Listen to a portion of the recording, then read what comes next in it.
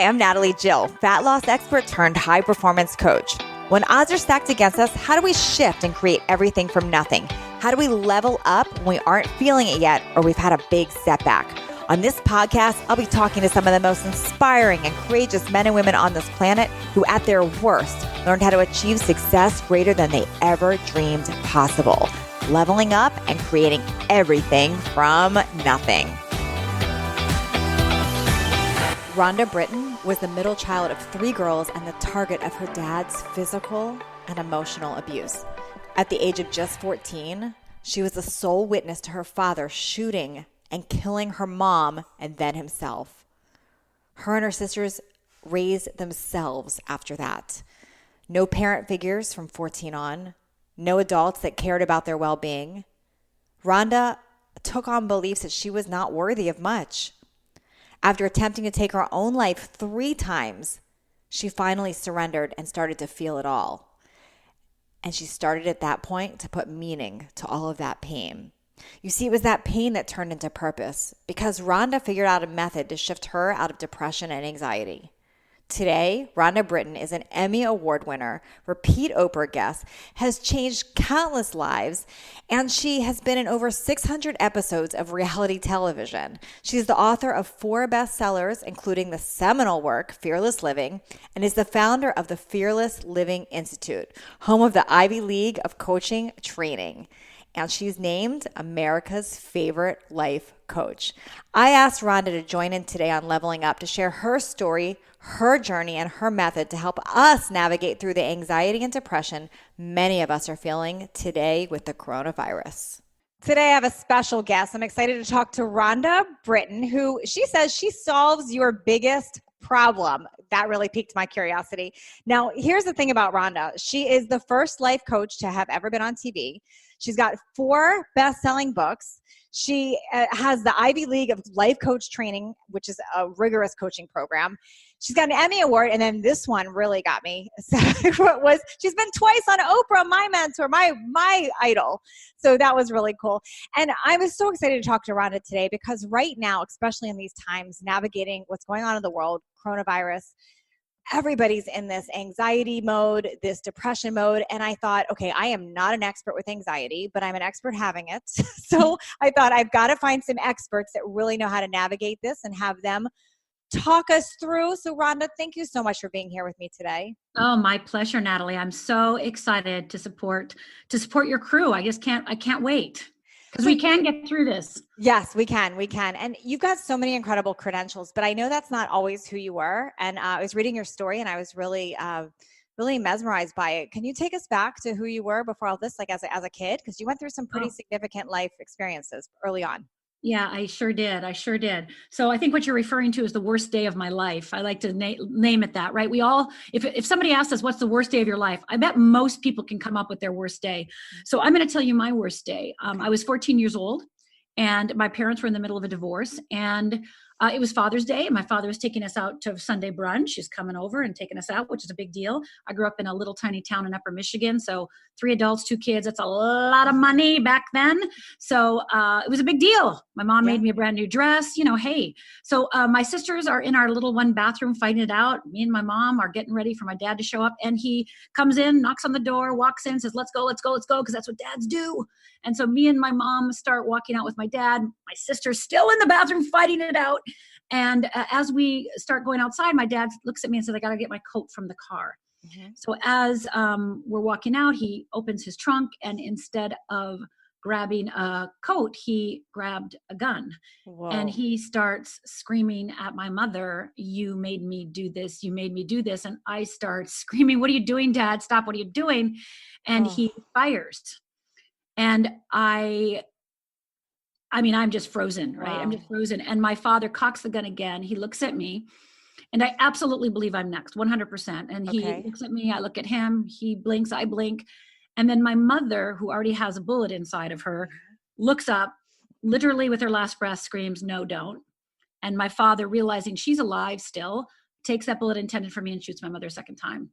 Wow. And that second bullet went through my mother's abdomen and out her back and landed in the car horn. And for the next 20 minutes, all I heard was, and then my father runs right next to me, cocks the gun again, and puts the gun to his head and fires. So I Wow. am the sole witness to my father murdering my mother and committing Oh suicide my in front of gosh. me. Yeah, when I'm 14. Wow. Now, 14. yeah. Now I don't know how other 14-year-olds would have dealt with that. Yeah. But this is how I did, Natalie. I basically took away any right for happiness. Mm. You don't get to be happy when you are the sole witness of your mother being murdered and you did nothing about it. You just don't get to be happy. Just Mm. forget that. And so that day I basically split into two. The part of me that was a straight A student, I got everything together, I'm fine. Well, that's what I play acted for a good, 15, 20 years. It's like, no, Yeah. I'm fine. I'm fine. No, I'm fine. I'm fine. And, kept doing good in school and pretended I have no problems and totally said I forgave my parents, totally forgave my dad, but inside, Natalie, going to bed at night and just being able to kind of make it through the day.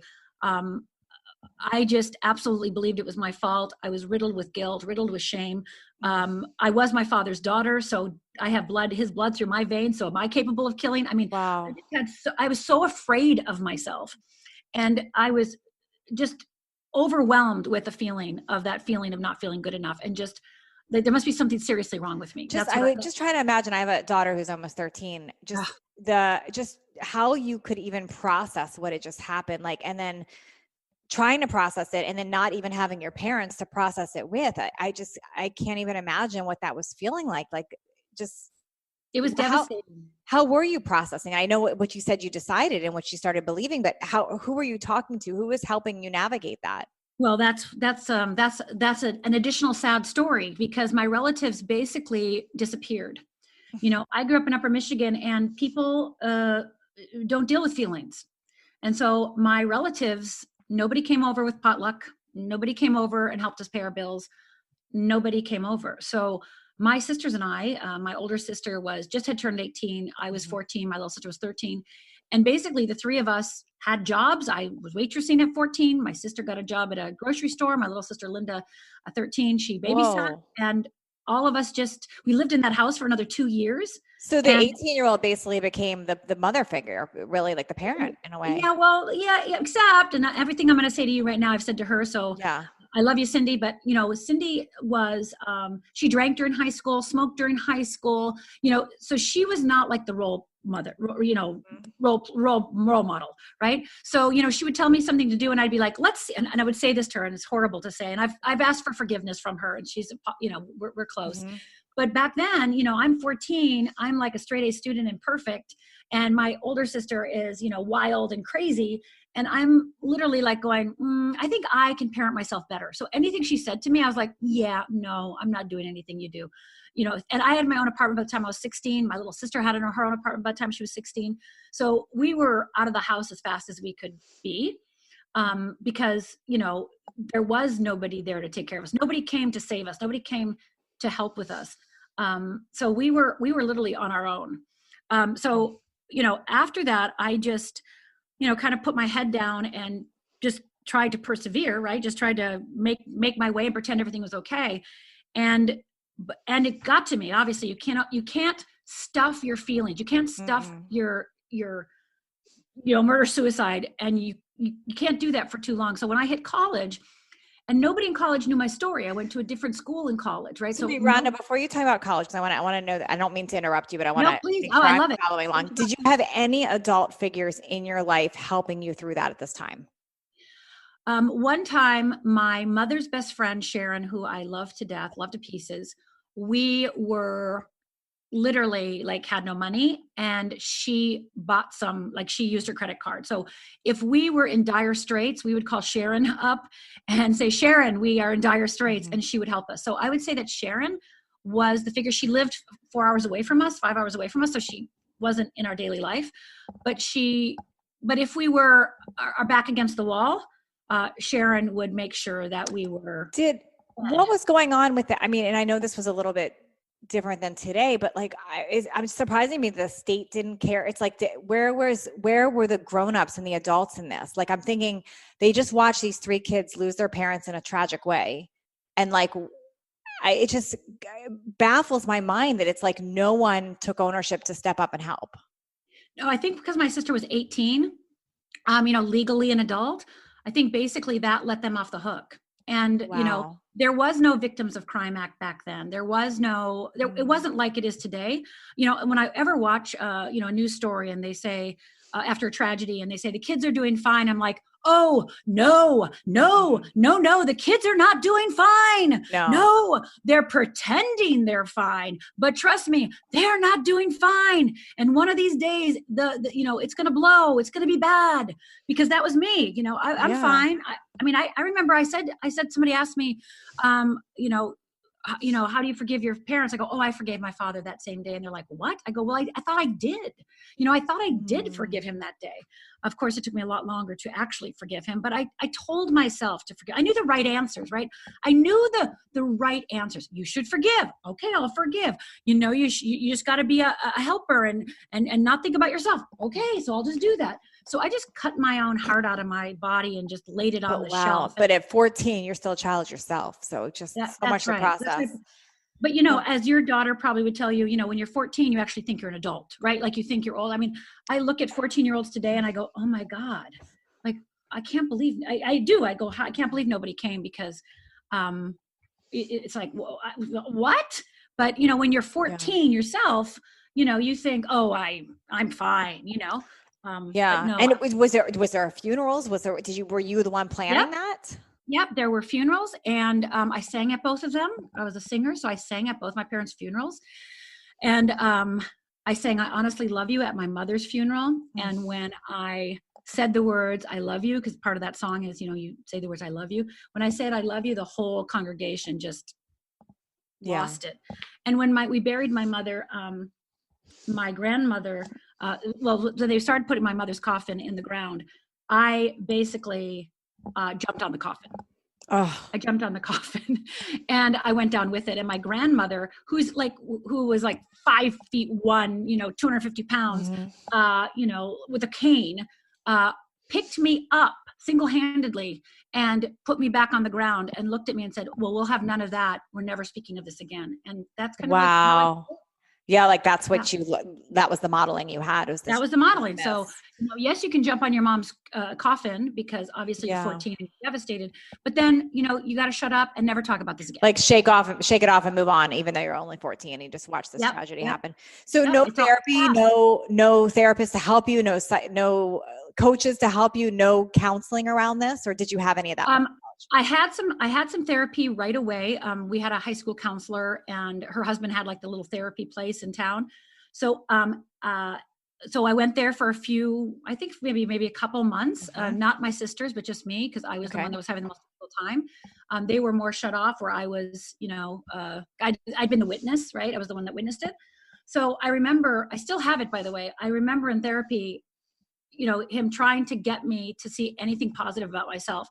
And I still have the list today. So he goes, well, what is good about you, Rhonda? And I was like, nothing. I let my mom die, And he's, well, there's got to be something. And I remember I said things like, I guess I'm an okay basketball player, I try to be nice to people, and he wrote this whole list, and I still have it today in my side drawer, because even then I had a very difficult time seeing what was good about me, even though I was a straight A student, even though I ran the church youth group organization, right? Wow. At that time, after that happened, all the good that I had done was nice, but it didn't make me a good person anymore, right? Now it's like I didn't have a right to be happy. Okay, so you go to college, and then sorry, that's why I interrupted you before. Yeah, no, not at all. I go to college, and nobody knows my story. So I basically go wild. So the whole time in high school, I'm trying to pretend I'm okay. Everybody knows my story. I'm in a little tiny town. So, kids aren't allowed to play with me. Relatives ignore us. So I pretend I'm fine. And so now I go to college. Nobody knows my story. And I basically lose it. And so I start drinking. I become an alcoholic. I tried to kill myself 3 times, got 3 DUIs. And I remember that third suicide attempt. When I woke up from that and I was still alive, I said, well, Rhonda, you're not very good at killing yourself. I always am intrigued by that. I hear that a lot. Like I tried to, how does someone try to kill them? I'm sorry. I don't mean to be, I'm just trying to understand. Is that like you tried to drink something, take something, I and took then you some woke pills. up? I took pills. Okay. Pills. Yeah. And I Got mean, it. I tried to take a lot of pills. I thought I took a lot of pills. Right. And every time I called somebody and said, I just took 200 Tylenol, Right. and I'm calling to say goodbye. Right. Okay. So every time, I had an intervention, somebody found me, something happened where, an ambulance came or they drove me to the hospital. And so back then, they just basically pump your stomach and let you go. Yeah. And the third suicide attempt, though, they did put me in a psychiatric ward for 4 days to evaluate me to see if I was crazy. I wasn't crazy, so they let me out. No, you had like super child trauma that no one helped you with. My gosh. Yeah. Right. So they're like, no, you're not crazy. You just have a lot of trauma and you have a lot of grief and you're in a lot of pain. Yeah. So I go to my little apartment. I was living by myself at the time in my little studio apartment. And I realized, I'm not dying. I'm not dying. So I better figure out a new way to live because what I've been doing isn't working. Now, mind you, during those years of those suicide attempts and DUIs, I was trying to I was going to therapy off and on. I was doing workshops. I was reading books. I read my first self-help book when I was 12. So, I mean, I was a self-help junkie all during high school and college. So it wasn't that I wasn't trying to help myself all those years. I was reading books. I was going to workshops. I was doing everything, inner child work, energy work, you name it. I've done it.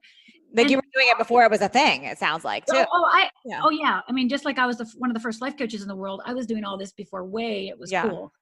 And so I was doing all of that for myself, and it would help me, like it would relieve me for a while, but it didn't take away the feeling that there was something wrong with me. So it kind of helped me navigate the world a little bit better. Like, okay, I looked better, maybe I sounded better. Yeah. And I had some tools to kind of manage myself a little bit better, but nothing took away the feeling that there's something seriously wrong with me.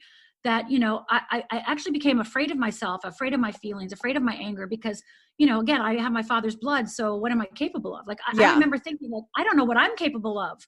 Like, God, I can understand that, because you're like, my own blood did this atrocious act. Like, am I capable of that? Yeah. Oh yeah. Yeah. I was actually, I was afraid of myself.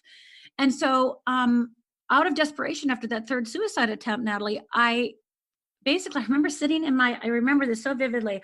I remember sitting on the floor with my back against my door, saying to myself, you have got to figure out another way. There has got to be another way. And so I decided that I said to myself, well, I have to start over. So I basically said to myself, well, what do they do in kindergarten? Oh, well, they have a calendar and they have gold stars. So I went out, got a calendar and gold stars. This is the first exercise I ever did for myself. And I gave myself a gold star for anything I did that was good. And Natalie, I still have this calendar today. Okay. It's in my office now. And like I had things on, like I gave myself gold stars for things like got angry and didn't break anything, felt rejected, but, didn't scream, I mean, I'm talking any little tiny thing. And at the end of the 30 days, I had a calendar filled with stars. And that moment, Natalie, gave me hope. It was like, okay, I'm worth saving. I am a good person. Because I was looking for, am I worth saving? Am I good? Here I'm alive. I'm alive after 3 times. So, okay, so am I worth saving? And from that moment on, Natalie, I just started making up exercises for myself that, I didn't think about you. I didn't think about anybody but me. I was just trying to save my own life. And then that actually became, years later, the foundation of fearless living, what I teach today. So, I know, having the right knowledge, right? Like I took the classes, I read the books, I had the knowledge. It's not like I didn't know the right thing to do, but I couldn't get over that feeling that there was something wrong with me, that I'm not good enough. No matter how many classes I went to, no matter how many books I read, no matter how many therapy sessions I went to. So when I started making up these exercises for myself, that feeling went away. I do not have that. That's incredible. So I'm assuming this is kind of where you base your whole everything now, these exercises. Yep. Okay. Everything that I teach right now is very, practical. Okay. It basically takes neuroscience and my experience, because my experience was actually, it aligns with neuroscience, but of course I wasn't thinking about back then, right? I was just trying to change my life. But now that you overlay neuroscience over the work that I do with people, it's completely in line. Yes. I'm so intrigued because I also believe, Rhonda, although not everyone has had the tragedy that you went through, which you went through a legit, real tragedy as a child, I believe everybody on some level has things that created childhood trauma. Like I watch my daughter who has like the most privileged life ever, who still feels like she's got this drama that she shares. And it makes me think that I think people they need to process drama. Like they need to believe that they have drama of some sort, whether it's real or not. Like, so it's like something that happens to her life, like she takes it as drama, as serious as somebody that has something that actually happens. It's almost like, so I think like we make up these stories. Yours was a real story, but I also think we take stories that happen as a child and we make them into something. So I believe everyone has stuff they need to process. And I also believe, and correct me if I'm wrong, that how we handle things like today, what's going on in our world, which I want to get in and talk to you about in a minute, is all based on how we learn to process as a child. Well, yes, absolutely. So if you don't know how to process, first of all, if you don't understand how fear works, right? If you don't actually understand, and nobody, you can read a neuroscience book, you can have somebody say, feel the fear and do it anyway, or false evidence appearing real. And those cliches are true. I'm not saying they're not true, but if you don't, those are only as helpful as you understand neuroscience and that you understand yourself and how you process fear. And more importantly, not only how you process fear, but that you move through it to the other side, right? Yeah. So that's the key for me. It's like what I discovered and what I learned to do for myself out of desperation, shockingly, and it still shocks me to this day, that it actually follows neuroscience perfectly, because neuroscience now says that, yes, you can change your thoughts. Yes, you can change your behaviors. Yes, you can change your feelings. But that actually isn't how you truly change your life. Those are great tools. But the only way to truly change your life, from the foundation up, is by changing your filtering system. So, if I look at this pandemic, if I look at this, what we're going through right now, through the lens of fear, which is how most people naturally would, of course, you're naturally going to do that. Sure. You're naturally going to feel uncertain. You're naturally feeling chaotic. There's so much volatility. There's so much information and misinformation, right? So it's natural that you are going to have fear around this. And I actually say that right now, most people deny they have fear. They don't say I'm scared or I'm afraid. They feel anxious. They feel depressed. They feel overwhelmed. They get perfectionistic. Become a perfectionist, they procrastinate, all those things. Well, those are all fear responses. Those are all symptoms of fear.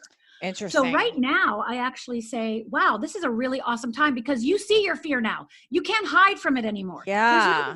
There's no denying it. So now is actually the time to master this sucker, because I want you to friend it, transcend it, and know how to make it work for you. Because once I love you that. know how to friend it, transcend it, and learn how to make it work for you. So, okay. I want to unpack this a little bit. So right now, as we're recording this, the world is in panic mode. I mean, really, this is like the first time I can remember since 9/11 that it was really like, I remember a huge setback in 2007, 2008, 2009. Before that, the sniper attack, and I lived in that neighborhood when that was happening, and 9/11.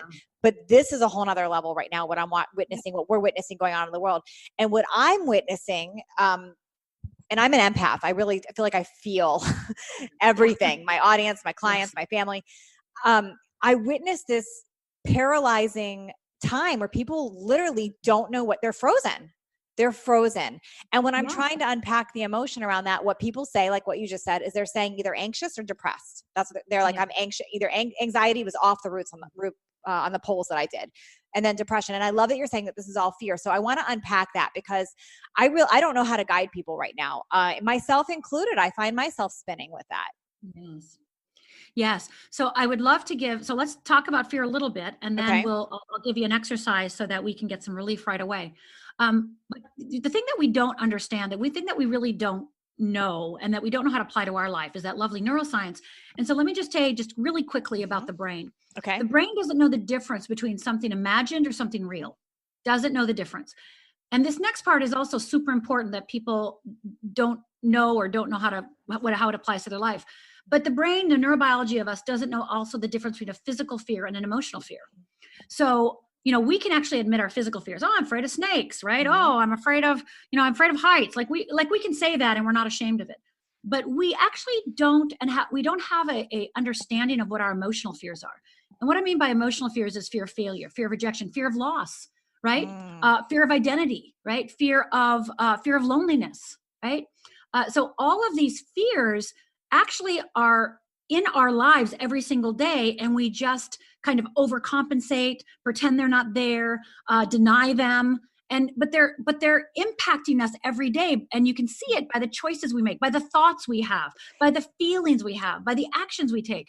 Those are the outpicturing of these fears. So what's interesting, I just had a light bulb moment as you were saying that, because you said fear of failure, fear of loss, fear of loneliness, or these underlying things that we all, and right now, like that's making sense for what you're saying, because that is the root of what everyone is really thinking. Because I'm thinking of all the small businesses, they're in the back of their mind, it's failure. They're thinking, did I fail? The loss of comfort and what we know, like being stuck. And then that loneliness, I mean, obviously huge when we were isolated. So that's really, right. I never connected that dot until you just pointed that out. So we're thinking that's anxiety or depression, but it is that. Yeah, exactly. So it's easier for us to say I'm anxious. You know, that's the level, because it's kind of like overwhelming or overwhelmed or procrastinating, all those things. We can admit that, like, oh, I'm procrastinating. Well, of course I am. But we don't really have a relationship to the fear of loss. We don't have a relationship to the fear of loneliness. We don't have a relationship to the fear of failure, right? We kind of just put that aside and go, no, don't think about it. And we actually believe not thinking about it is a strategy to help us move beyond it. And that actually is untrue, right? Okay. You know, because those feelings, those fears actually then decide our perceptions of the world. They actually decide what we see. So I like to say, I think I have another pair of glasses here. So, you know, right now, let's just say that the world is looking through the fear of failure, the fear glasses. Okay. When I'm looking through the fear glasses and this is happening, I am anxious. I'm overwhelmed. I'm like, oh my God, what's going to happen? What's going to happen? It's uncertain. It's chaotic. It's volatility. It's ambiguity, right? Now, if I put my freedom glasses on, we'll just do a little thing. If I put my freedom glasses on, the same things are happening. The exact same things are happening, but I see it through a different lens. You know, I'm not afraid to look at worst case scenarios. Here, when I'm in my fear glasses, I can't look at worst case scenarios, because then I think it's going to come true, right? It's like I have I can't think that, because then I'm going to manifest it, and then those horrible things are going to happen. So I'll deny it. I'll pretend it's not happening. Where here, I have the courage to look at worst case scenarios. I have the fortitude to know that this is actually a huge opportunity. Or I can look through it like, oh my God, I have time that I didn't have before. Oh my gosh, I'm going to get closer to my children. Oh my gosh, this is a time for me to restructure my business, right? So this lens, you see opportunity, possibility. You see the innocence. You see you see your connection to the world. Here, it's like people are the enemy, right? People are the enemy. They're taking the masks. They're not being generous, right? But here, I can be generous, right? I can be generous. Here, I've got a hoard.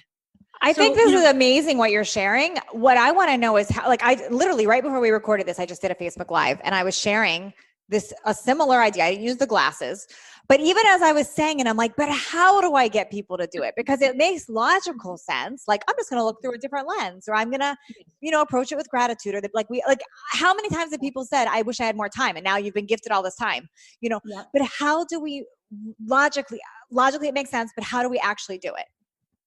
Yeah, I think that's a great question. So I'm just going to give a couple of things, because again, I want to just preface this all by saying, most people that are listening to us right now know the right answer. Oh, I should be grateful. Oh, I should look at opportunities. Oh, so again, we logically know the right evolved answer, right? So, but what we want to do is we want to take that thinking and actually put it into our cells and actually live it. And that is the difficult part, because people, because they think that they will automatically behave that way, right? So it's like, oh, I know the right thing. I should be looking at, opportunities.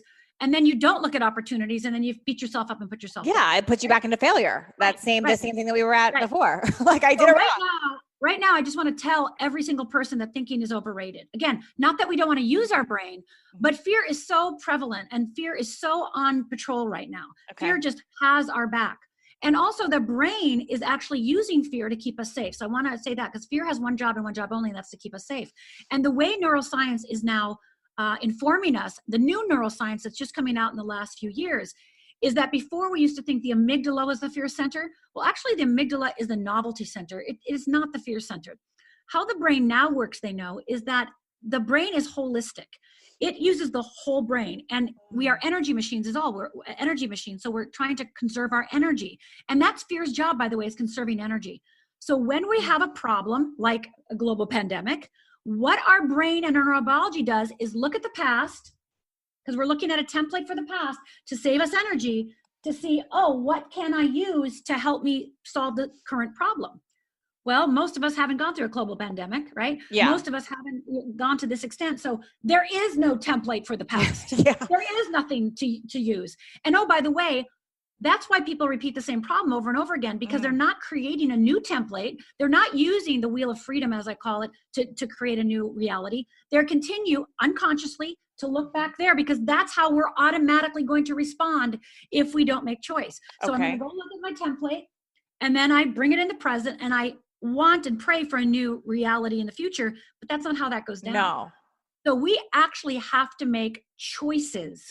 We actually have to take our power back and make choices that are right for us, that are true for us, which means that we have to actually discover who we are. We actually have to do the work and have the awareness, build our awareness, so that we can catch fear in the moment and make a different choice. So let me ask you this. Okay. So I'm hearing you, and I agree with the let's do the work, but how is that the interruption now? Like right now, those listening that are in this right now, they're in this fear. And you say we have to do the work.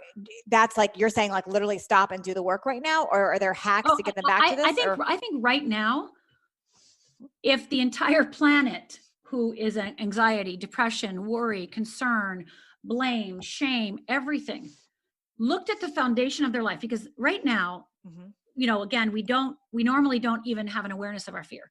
Right now, everybody's aware of their fear. Yeah. So let's look at fear for what it is, and let's look at the cracks in our foundation. So we've created this life that we hope that we can build off of. We hope that we can sustain it. And now the foundation of our life has a whole bunch of cracks in it.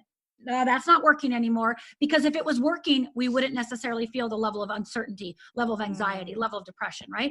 So the cracks in our foundation, we got to look at them and start patching them up. But more importantly, to start building a new awareness of how we want to live our life moving forward. So do I think that this is the greatest time in my lifetime to face our collective fears and our individual fears?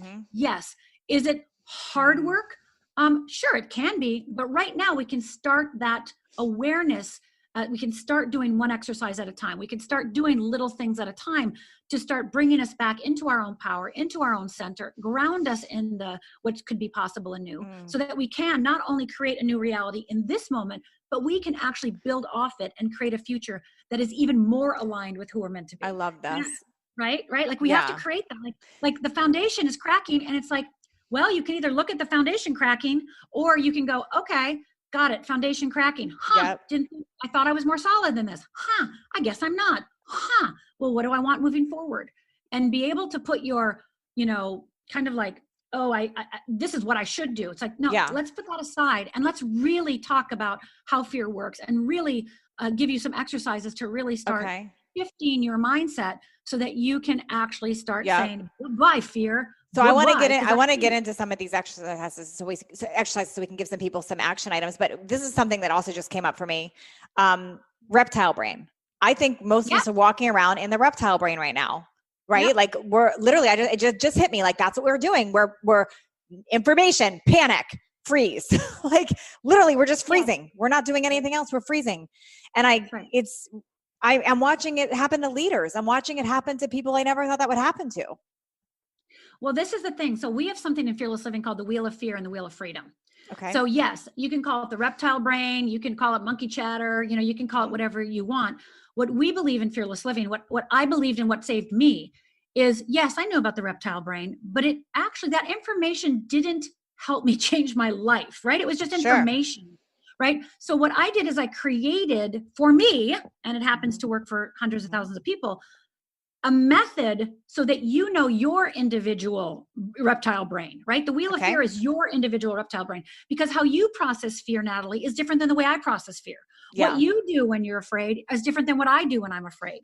So I can't compare how you behave in fear to my behavior in fear. I have to know what I do and how I work, so that I, one, can identify it the minute it happens, And then what we have is something called the Wheel of Freedom, that we move people onto the Wheel of Freedom so that they can access who they really are and start taking action in alignment with that. So again, that's the filtering system, right? I'm going to take off the Wheel of Fear filtering system, that a reptile brain, and I'm going to go, hey, reptile brain, thanks for helping me out in times of crisis, but I got to take my power back. So I'm going to put the Wheel of Freedom, choice, power, empowerment. I'm going to put these glasses on and see my life and make choices from here. But that shift, Natalie, that shift from going from I'm being automatic to making a choice is where the slowdown has to happen, where the awareness has to happen, and where we have to take our power back. Because it's easy to stay here and feel righteous and feel right and feel, well, of course I should be like, of course. So you kind of get stuck in here and then you feel it, right?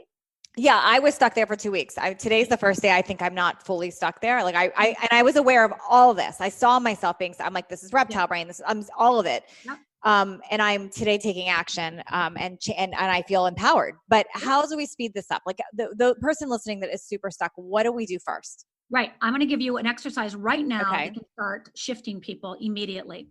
It's called control and no control. Okay. Like right now in our world, it's out of control, right? We don't know when the pandemic is going to be over. We don't know if it's ever going to be over. We don't know how are we going to deal with loneliness? What are we, like all the things, like we are out of control, and we're looking at the things out of our control, right? We're reading newspaper articles about what's out of control. We're reading we're watching the news. Facebook news feed, my gosh.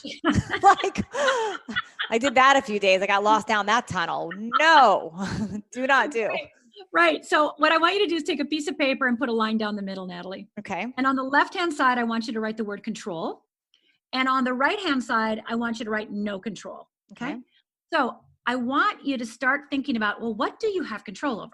Oh, I have control over what I eat. I have control over whether I sleep. I have control over, how much I drink during the day. I have control over whether I, or schedule a podcast interview, right? Like you have control over of what you wear. You have control whether you take a shower or not. You have control over whether you exercise. You have control whether you take a walk. Like you have control whether you connect with your family members. We control whether you have a FaceTime meeting with a friend, right? Like you have control over all those things.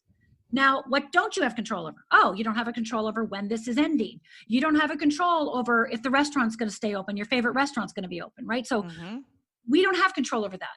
So you take the control list and the no control list, and let's look at the control list.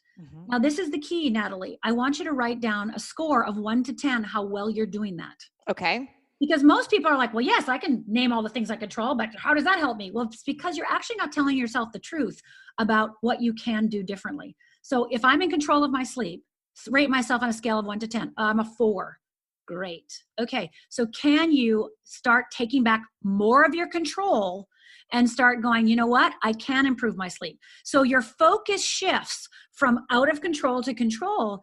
And now your opportunity is I'm going to start moving those scores up to start taking my power back. Because when you start taking care of the business you can take care of, you start feeling better. So let me start. I want to understand. So control and no control. So we're going to start. The first step is being aware of that. So a paper, line down the middle. What can you control? Like everything. And that goes with gratitude too, I would imagine. So gratitude, acknowledgement, what you're listening to, who you're talking to, what you're eating, that you're taking a shower, and then what you can't control. And then you said rate each thing. Rate each thing you're in control of and how well you're doing it on a scale of 1 to 10. Because normally what I discover, and I've been using this exercise with clients for years. And what I notice is when they're feeling out of control, they're not actually taking care of what they are in control of. They've kind of put that aside and only are focused on what they're not in control of. So when you put your focus back on where your power lies, you start relaxing, the stress decreases, you start feeling empowered, you start building your confidence back. Now there's more certainty, right? There's more certainty, there's more clarity, there's more assurance. So we want to start owning, okay, I'm in control of this. And again, don't get overwhelmed by the whole list. Just pick 1 to 3 things to start off with. 1 to 3 things to start building up. What are the first thing you can do? Okay, can you work on your sleep? Can you work on drinking water? Can you make sure that you have a vegetable every day? Can you make sure that you connect to one person that loves you and that you love every day? Rhonda, it's so funny because I consider myself somebody who pretty much does live in the right mindset, and I fell into this. So, and I didn't do your exercise, which I wish I had that exercise because I love this idea.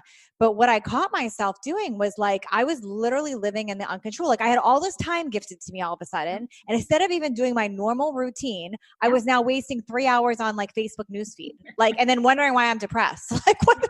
Hello? I didn't even do anything that I normally do. Right. But that's normal because we're trying to find relief.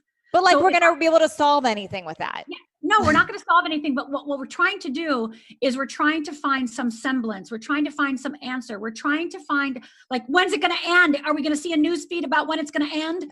Right. So we're trying the reptile brain, like you say, what I call the wheel of fear, is trying to go, okay, let's see how much fear is in the future. Let's see how much fear we have. Right. So it's not a bad thing that you did it. It's just part of your process. And now you can take your power back. Right. So if you're listening to Natalie and I right now, it's like, okay, you get to make a choice. You get to stay in automatic pilot, which is then going to watch Facebook Lives and Facebook Watch and the news every single minute. And again, knowing the news is not a bad thing. It's what you do with the news. Right. Yeah. But starting to take your power back and do no control and no control. And then rate yourself and really tell yourself about the truth. Oh yeah, I'm in control of all these things, but I've been ignoring every single one of them. Self-care, screw that. I've got to watch 3 more hours of, ABC. Totally. Like we've forgotten everything that we've known for our whole life. And all of a sudden we're just like crazy.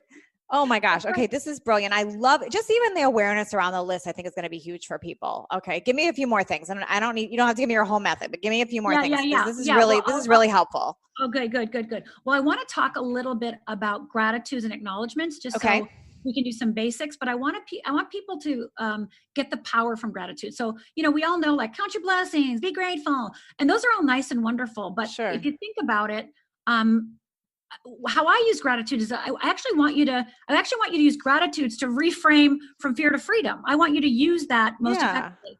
So I have gratitudes. It's called, how I ask you to do it is, today I'm grateful for. And this is the power of the gratitudes. I want you to be very specific, and I want you to frame it in the positive. Okay. So it's not, today I'm grateful for having my health. Okay, that's nice. Again, not a bad thing to be grateful for. Okay. But you're not really getting a visceral experience. How we change our life is having a cellular experience. You can't solve the problem, as we know, at the same level that it has, like the same level of the problem. So the only way to truly change ourselves is to actually have a visceral experience. So it goes to our head, our heart, our body, and our spirit. And visceral is the answer to that. So again, today I'm grateful for my health. That's awesome. But do you feel turned on? Do you feel passionate? Do you feel like every cell in your body is vibrating? Not so much. So instead you say, today I'm grateful for the privilege of being able to take a deep breath and being able to feel my lungs expand and to be one with the world. Again, whatever yours is. But just like tell yourself. Say that again. I want to make sure I'm capturing this. I'm like, I want to understand. Okay. So instead of saying I'm grateful for my health. That's a general thing. And again, not a bad thing to say, but it doesn't have the power of being specific. Okay. But when you are specific and you frame it in the positive, you literally feel it in every cell of your being. That's a visceral experience. And how I transform my clients and students is having them have visceral experiences. So they literally create a cellular memory of something new, right? We want a cellular memory. We want to imprint ourselves with something new. So we don't keep on looking in the past for that same way of doing things. So today I'm grateful for, instead of health, which again is nice in general, instead it's like, today I'm grateful for that I can take a deep breath and feel it all the way to my bottom of my lungs and feel my shoulders release and just feel the air and the breath through my body and feel and know that my heart is alive and I'm well. Again, whatever's true for you, right? So today I'm grateful for knowing that my eyes work so I can see my beautiful child playing in the backyard free and clear, right? Like, I'm grateful for going into the grocery store and seeing a young person help an elder person deliver their groceries, right? Like be specific. The more specific, the more your body goes, yes, right? And then it implants a memory. It's giving me a thought about, so I was walking yesterday with my husband at the lake. We're very fortunate to live in an area where we have a lake. We were social distancing from everyone, but we were walking at the lake, and everyone we ran into 6 feet apart, nobody said, isn't this amazing? We live in this beautiful place. Isn't this incredible that we get this lake view? every single person we ran into, it was like about the virus. It was like fierce. And gosh, as you're saying this, I'm like, how amazing would that have been if that's the approach that we had taken and then that was contagious? Like if it was like, wow, what a beautiful day. Isn't it incredible to be feeling the sunshine right now, or looking at this lake and feeling it? Like just that little tweak would make a big difference. Absolutely. And so yesterday when I took my walk, and I'll do it again today, every single person I meet. So I have just a personal philosophy that I say hi to every single person I ever run into. When okay. I love that. Because I do believe that this casual connections, these moments of hi to a complete stranger actually fills us up a little bit and makes us feel less lonely, right? So what I do at this walk right now, yesterday, every single person I ran into, I said, stay safe, stay healthy, stay safe, stay healthy. I'm thinking of you, right? Like stay safe, stay healthy. So I'm literally affirming for them, just stay safe, stay healthy. So we don't want to, we want to have those moment by moment, impersonal kind of stranger connection. So because it fills us up. So people that when they say to me, Natalie, oh, I don't like small talk, I go, oh, you're missing it. Yeah. Small talk is actually how we fill part of ourselves up. I'm one of those people that would have said that. So you got me thinking. Yeah. Yeah. So just FYI, these stranger connections are actually, again, making us feel less lonely, more connected to the world. And that's what we need right now. We need casual stranger connections. Yeah. Because maybe we're seeing, you also have me thinking about how everyone's saying stuck at home, but really it's safe at home. Like we're like, how blessed are we to be able to be at home? There's people, fighting for their life at the hospital right now. Yeah. I mean, I think to myself, like, wow, my home is clean, right? The coronavirus doesn't live here. I just got back from Australia 2 weeks ago. So I've been quarantined for 14 days because I was coming in from out of the country. Sure. I didn't know if I'd been infected. Well, yesterday was day 14. So I know, right? I don't have the coronavirus. And now my quest is like, I've got to keep healthy. So, I do all the things. Like I am conscious and care instead of complaining, like I've got to wipe down my groceries. So it's like, oh my God, I get to wipe down my groceries, right? I get groceries because there are people right now that do not have food and do not have the money for food. And again, it's not about comparing and being like those poor people, but it's about you going, oh my gosh, the fact that I am fortunate, the fact that I have, I think about my, myself being 14 years old, or if this would have happened when I was 14 or 18, or, I am sure I would be dead right now. Right. So, just being awake and again, doing that specific gratitude, not general, but really specific. So you literally feel it. Like it's like, it changes your being. It changes your energy, right? Today I'm grateful for my health. Again, nice. But today I'm grateful for the deep breath that I can take and that I can walk around my house and touch the doorknob, right? I can touch everything and I know I'm safe, right? Yeah. Right? I'm noticing too, how refreshing it is talking to you right now. So and I hope people are picking up on this, like hearing somebody talk about the gratitude and have this energy, it just feels light and happy and fun again. And that's been missing a lot because people are really focused on the doomsday. Well, they're scared, and again, it's natural to feel scared right now. It's human to be scared. So on one hand, we have this thing called human reality that it's like, well, yeah, it's a scary world right now. But then we have our own personal power. We have our own choice, right? And so we want to put our personal choice and our empowerment and make and decide how we want to move through this over human reality and make new choices. So like right now, this is the time to kind of, like I said, sweep fear, like see those cracks and go, oh no, I'm fixing this now, because not only do I want to thrive through this crisis, through this global pandemic, but when it gets better, I want to have a high bounce back. Like I want to bounce high, right? Like I want to be at the forefront of change. I want to be at the forefront of, making a difference. I want to be at the forefront. And if I don't do it now, there's no forefront. There's no rebound later. Right. Gosh, Rhonda, this is so good. Okay. Give us one more and then I'll. Okay. I'm going to give you one called Acknowledgement. So remember, gratitudes are all about someone or something out there. Acknowledgements in the world of fearless living are all about you. Okay. So we have to start building our confidence back. So just like the control and no control takes our power back, acknowledgements give us our confidence back.